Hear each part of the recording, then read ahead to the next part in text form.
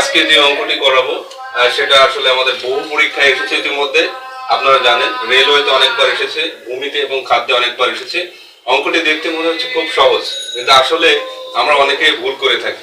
দেখলেই মনে করবো যে আমরা সাধারণত এইটা অ্যান্সার করে থাকি 10% বা 10 এটা করে থাকি, যে 10-10কে 100। কিন্তু আসলে এরকম না। এই ধরনের অঙ্ক আমাদের অনেকবার এসেছে এবং আমরা প্রায় ভুল করে থাকি। আজকে আমি এই অঙ্কটি শিখিয়ে দেবো যাতে কোনোভাবে আপনাদের ভুল না হয়। আপনারা একটু খেয়াল করুন। যেহেতু এখানে আছে √10 100,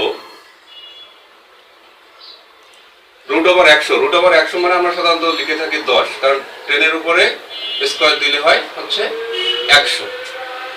কিন্তু এখানে একটু মজার বিষয় হলো এখানে রয়েছে হচ্ছে পার্সেন্টেজ।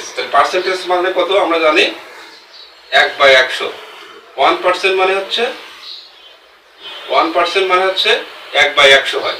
তাহলে সুন্দরভাবে আমরা অঙ্কটি করতে পারি। √100 আর পার্সেন্টের জন্য নিচে 100 দিতে পারি আমরা। তাহলে 100 কাটলে কত থাকে? √এর ভিতরে থাকে 1। আর আমরা জানি √এর ভিতরে যদি 1 থাকে তাহলে সেটাকে আমরা 1 লিখতে পারি। সুতরাং তাহলে এখানে আমরা কোনটা ক অ্যান্সার হবে না, গ অ্যান্সার হবে না, অঙ্কটি আমরা বুঝতে পারছি।